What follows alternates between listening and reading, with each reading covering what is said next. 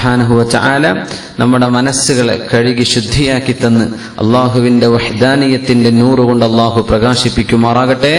നമ്മുടെ പാപങ്ങളെല്ലാം അള്ളാഹു നമുക്ക് വിട്ടുപുറത്തു മാപ്പാക്കി തരുമാറാകട്ടെ. അള്ളാഹുവിന്റെ ഖലാ, നമ്മുടെ അജൽ ഇന്നത്തെ രാവിലോ നാളത്തെ പകലിലോ വന്നെടുക്കുകയാണെങ്കിൽ അള്ളാഹു തആല നമ്മെ ശുദ്ധിയായവരായി അള്ളാഹു നമ്മെ സ്വീകരിക്കുമാറാകട്ടെ.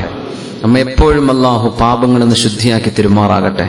അള്ളാഹുവിന്റെ ഇഷ്ടം അത് നമ്മുടെ ഇഷ്ടമാക്കി തരുമാറാകട്ടെ. അള്ളാഹുവിന് വെറുപ്പുള്ളത് നമുക്കും വെറുപ്പാക്കി തരുമാറാകട്ടെ. അള്ളാഹു നമ്മിലെ രോഗികൾക്ക് ശിഫ നൽകുമാറാകട്ടെ.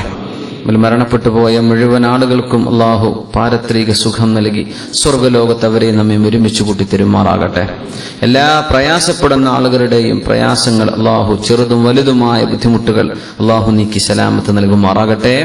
ആമീൻ യാ റബ്ബൽ ആലമീൻ.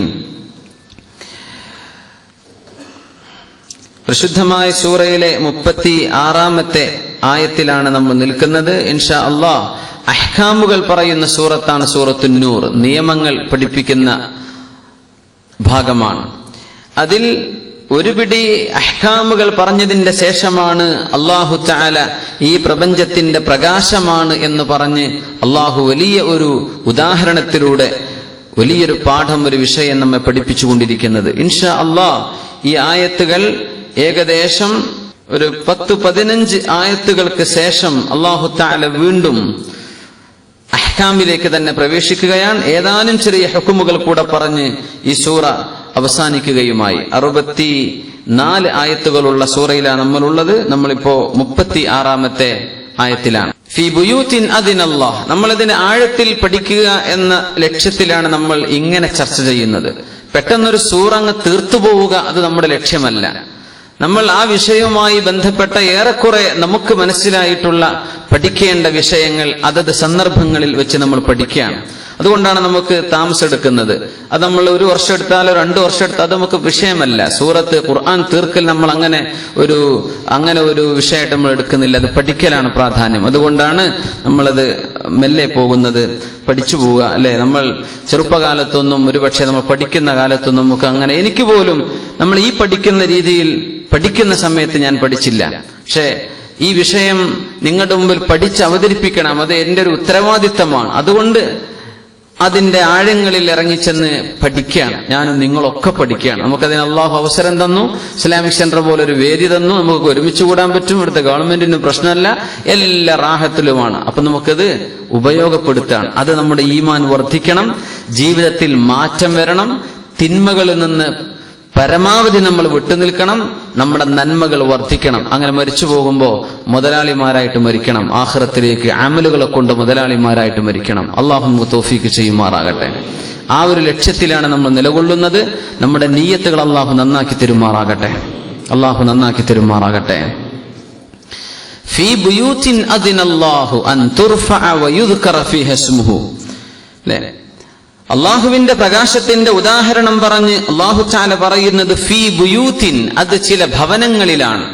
ചില ഭവനങ്ങളിൽ അതിനല്ലാഹു അൻ തുർഫഅ, ആ ഭവനങ്ങൾ ഉയർത്തപ്പെടാനും വയുദ്കറ ഫീഹ ഇസ്മുഹു, ആ വീടുകളിൽ അള്ളാഹുവിന്റെ ഇസ്മു പറയപ്പെടാനും അള്ളാഹു നിശ്ചയിച്ചു, അള്ളാഹു കൽപ്പിച്ചു. അങ്ങനത്തെ വീടുകളിൽ യുസബ്ബിഹു ലഹു ഫീഹാ, ആ വീടുകളിൽ അള്ളാഹുവിനെ തസ്ബീഹ് ചൊല്ലുന്നുണ്ട്.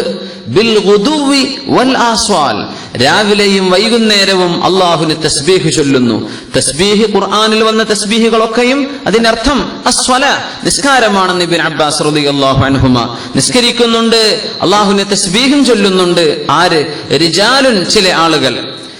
ലാ തുൽഹീഹിം തിജാറത്തുൻ വലാ ബൈഉൻ അൻ ദിക്രില്ലാഹ്, അള്ളാഹുവിനെ ദിക്ർ ചൊല്ലാനോ അള്ളാഹുവിനെ ഓർക്കാനോ അവരുടെ കച്ചവടം അവർക്ക് തടസ്സമല്ല. വലാ ബൈഉൻ, അവർ ചെയ്യുന്ന വിൽപ്പനകളും അവർക്ക് തടസ്സമല്ല. നിസ്കരിക്കാൻ, നിസ്കാരം നിലനിർത്താനും, സകാത്ത് നൽകാനും അതിനവർക്ക് തടസ്സമല്ല. അല്ലാഹു തആല എവിടെ പറയുമ്പോഴും സകാത്തും നിസ്കാരവും ഒരുമിച്ച് പറയും. എന്ന് നമ്മൾ ശരിക്കും മനസ്സിലാക്കണം. നിസ്കാരത്തിന് ആവേശമുള്ള ആളുകൾക്ക് സകാത്തിന്റെ വിഷയത്തിൽ കസൽ വരും, മടി വരും, ഒരു മടി തോന്നുക.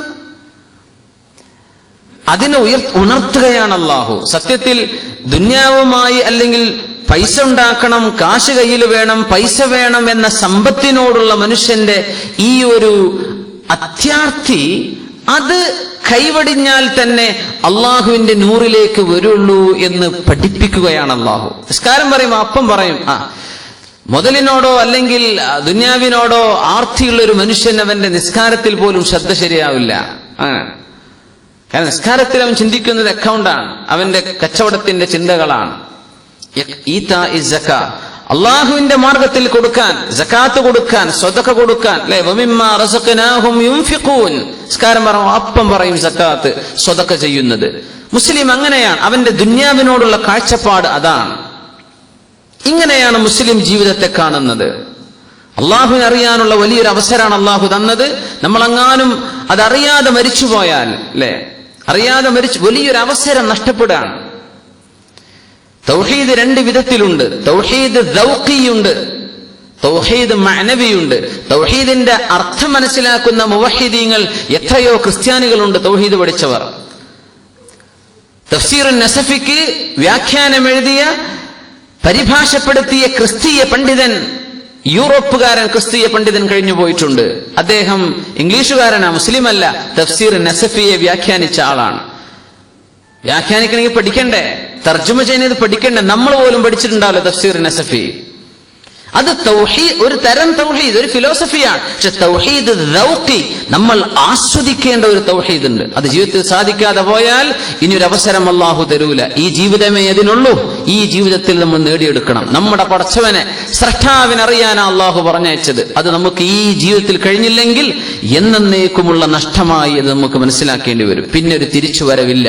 ഇനി ഒരു അവസരം അള്ളാഹു തരൂല. മരിപ്പിച്ചാൽ അതോടെ നിന്റെ ചാൻസ് കഴിഞ്ഞു, ഇനി നിനക്ക് തിരിച്ചു വരവില്ല. അതുകൊണ്ട് എന്താണ് ജീവിതം, എന്താണ് ഈ ലോകത്ത്? മുസ്ലിമിന്റെ വീക്ഷണം എന്താണ്? സമ്പത്തിനോട്, സമ്പാദ്യത്തോട് എന്താ നമ്മുടെ വീക്ഷണം? ഇതൊക്കെ സൂചിപ്പിക്കുകയാണ് നിസ്കാരവും സക്കാത്തും, സക്കാത്തും നിസ്കാരവും. നിസ്കാരം സ്വതക്ക ചെയ്യുക, ഇങ്ങനെ അള്ളാഹു സമ്പത്തുമായി ബന്ധപ്പെടുത്തിയ ഇബാദത്തുകളെ ചേർത്തി പറയും. അത് നമ്മളെ ഡിസിപ്ലിൻ ചെയ്യാണ്. അള്ളാഹു നമ്മെ സഹായിക്കുമാറാകട്ടെ. يخافون يوما تتقلب فيه القلوب والأبصار.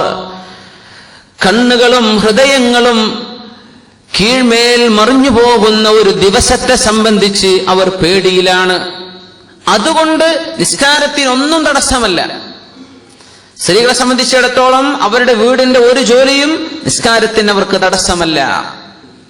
മക്കളെ നോക്കുന്നതോ, കിടത്തി ഉറക്കുന്നതോ, ഭക്ഷണം കൊടുക്കുന്നതോ നിസ്കാരത്തിന്റെ സമയമായാൽ അവർക്ക് തടസ്സമല്ല.